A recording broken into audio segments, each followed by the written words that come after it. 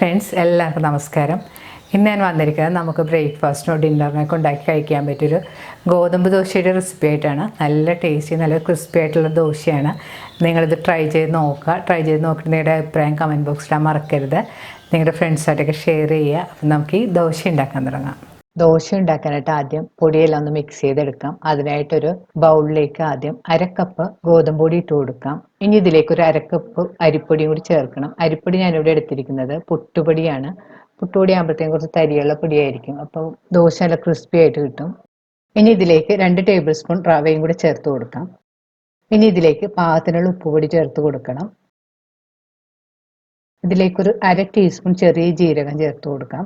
ഇതിലേക്കൊരു 1/2 ടീസ്പൂൺ കുരുമുളക് ക്രഷ് ചെയ്തും കൂടെ ചേർത്ത് കൊടുക്കാം. കുരുമുളക് നൈസായിട്ട് പൊടിച്ചതല്ല, ഇതുപോലെ തരിതരിപ്പായിട്ട് പൊടിച്ചതാണ്. അതും കൂടി നമുക്ക് ഇതിലേക്ക് ചേർത്ത് കൊടുക്കാം. ഇനി ഇതിലേക്ക് അധികം പുളിയില്ലാത്ത 2 ടേബിൾ സ്പൂൺ തൈരും കൂടി ചേർത്ത് കൊടുക്കാം. ഇനി ഒരു സ്പൂൺ കൊണ്ട് എല്ലാം കൂടെ നന്നായിട്ട് മിക്സ് ചെയ്ത് യോജിപ്പിക്കാം. ഇനി ഇതിലേക്ക് പാകത്തിനുള്ള വെള്ളം ഒഴിച്ചു കൊടുക്കണം. വെള്ളം കുറേശ്ശെയായിട്ട് പല പ്രാവശ്യമായിട്ട് ഒഴിച്ച് കട്ടയില്ലാതെ ഒന്ന് കലക്കിയെടുക്കണം. റവ ദോശ ഉണ്ടാക്കുന്ന പോലെ കുറച്ച് ലൂസായിട്ടാണ് ഈ മാവ് കലക്കിയെടുക്കുന്നത്. നന്നായിട്ട് കലക്കിയെടുത്തതിന് ശേഷം മൂടി ഒരു 10 മിനിറ്റ് മാറ്റി വെക്കണം. അപ്പോൾ ദോശമാവ് കുറച്ചുകൂടി തിക്കായിട്ട് വരും. അപ്പോൾ ആവശ്യത്തിനുള്ള വെള്ളം ചേർത്ത് കൊടുത്താൽ മതി. ഇപ്പോൾ ദോശ ബാറ്റർ കലക്കി വെച്ചിട്ടൊരു 15 മിനിറ്റ് എല്ലാം കഴിഞ്ഞിട്ടുണ്ട്. നമുക്ക് ഇളക്കി നോക്കാം. ഇപ്പോൾ ബാറ്റർ കുറച്ച് തിക്കായി വന്നിട്ടുണ്ട്. ഇനി ഇതിലേക്കൊരു അരക്കപ്പ് വെള്ളവും കൂടി ഞാൻ ചേർത്ത് കൊടുത്തിട്ടുണ്ട്. വെള്ളം ചേർത്തതിന് ശേഷം വീണ്ടും നന്നായിട്ട് മിക്സ് ചെയ്ത് കൊടുക്കാം. ഇനി ഇതിലേക്ക് ഒരു 1/2 ടീസ്പൂൺ ഇഞ്ചി പൊടിയായിട്ട് അരിഞ്ഞതും കുറച്ച് കറിവേപ്പില പൊടിയായിട്ട് അരിഞ്ഞതും കൂടി ചേർത്ത് വീണ്ടും നന്നായിട്ട് മിക്സ് ചെയ്ത് കൊടുക്കാം. ദോശമാവ് ഈ കാണുന്ന കൺസിസ്റ്റൻസിൽ വേണം ഇരിക്കാനായിട്ട്. ഇനി നമുക്ക് ദോശ ഉണ്ടാക്കാൻ തുടങ്ങാം. ഞാൻ ഈ ദോശയ്ക്ക് വേണ്ടി ഒരു 3.5 കപ്പ് വെള്ളം എടുത്തിട്ടുണ്ട്. നിങ്ങളുടെ പാകത്തിനനുസരിച്ചുള്ള വെള്ളം ചേർത്ത് കൊടുക്കാൻ ശ്രദ്ധിക്കണം. കൂടുതൽ വെള്ളം പോലെ ആയി പോകാനും പാടില്ല, കൂടുതൽ തിക്കായി പോകാനും പാടില്ല. ദോശ ഉണ്ടാക്കാനായിട്ട് ഞാനൊരു നോൺ സ്റ്റിക്ക് പാൻ ഇവിടെ ചൂടാക്കാൻ വെച്ചിട്ടുണ്ട്. പാൻ നന്നായിട്ട് ചൂടായി വരുമ്പോൾ മാത്രം നമ്മൾ ദോശ ഉണ്ടാക്കാൻ പാടില്ല, എന്നാലേ ദോശ നല്ല ക്രിസ്പി ആയിട്ട് കിട്ടുകയുള്ളൂ. ദോശ ഉണ്ടാക്കുന്ന സമയത്ത് മാവ് സ്പൂൺ കൊണ്ട് നല്ലപോലെ മിക്സ് ചെയ്തിട്ട് വേണം പാനിലേക്ക് ഒഴിക്കാനായിട്ട്. ഈ ദോശ ബാറ്ററിൽ വെള്ളം കൂടുതലുള്ളത് കാരണം അല്ലെങ്കിൽ പൊടിയെല്ലാം താഴെ വന്ന് അടിഞ്ഞു കിടക്കും. അപ്പോൾ ഓരോ പ്രാവശ്യം ദോശ ഉണ്ടാകുമ്പോഴും സ്പൂൺ കൊണ്ട് നന്നായിട്ട് ഇളക്കിയിട്ട് വേണം നമ്മൾ പാനിലേക്ക് ഒഴിച്ചു കൊടുക്കാനായിട്ട്. ഇപ്പോൾ പാൻ നന്നായിട്ട് ചൂടായി വന്നിട്ടുണ്ട്. ഇനി ഇതിലേക്ക് കുറച്ച് വെള്ളം തളിച്ചു കൊടുക്കാം.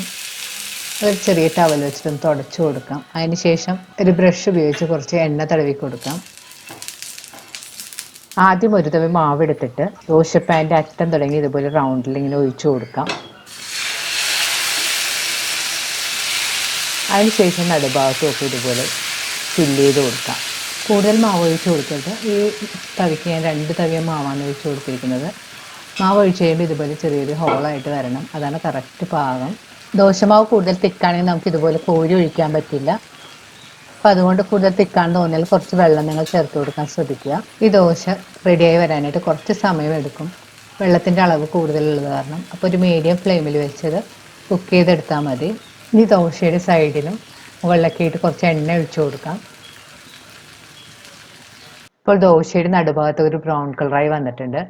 സൈഡൊക്കെ ഒന്ന് വിട്ട് വരാൻ തുടങ്ങിയിട്ടുണ്ട്. ഈ സമയത്ത് നമുക്ക് വേണമെങ്കിൽ തിരിച്ചിടാം, അല്ലെങ്കിൽ ഇതുപോലെ തന്നെ ഇങ്ങനെ മടക്കി 2 സൈഡും ഒന്ന് മൂപ്പിച്ചെടുത്താൽ മതി. ഇപ്പോൾ ദോശയുടെ 2 സൈഡും മൂത്ത് നല്ല ക്രിസ്പി ആയിട്ട് വന്നിട്ടുണ്ട്. ഇനി അത് നമുക്കൊരു പ്ലേറ്റിലേക്ക് കോരി മാറ്റാം. ബാക്കിയുള്ള മാവ് കൊണ്ട് നമുക്ക് ദോശ ഉണ്ടാക്കിയെടുക്കാം. ആദ്യം നമുക്ക് ഈ ദോശ പാനിലേക്ക് കുറച്ച് വെള്ളം തളിച്ചു കൊടുക്കാം. അതിന് ശേഷം കുറച്ച് എണ്ണ തടവി കൊടുക്കണം. ഇനി പാൻ്റെ അറ്റം മുതൽ റൗണ്ട് ഷേപ്പിൽ ഇതുപോലെ ഒഴിച്ചു കൊടുക്കാം. അതിന് ശേഷം നടുഭാഗത്ത് കുറച്ച് മാവ് വെച്ച് ഫില്ല് ചെയ്ത് കൊടുക്കാം. ഇനി സ്റ്റൗ മീഡിയം ഫ്ലെയിമിൽ വെച്ച് കുക്ക് ചെയ്യണം.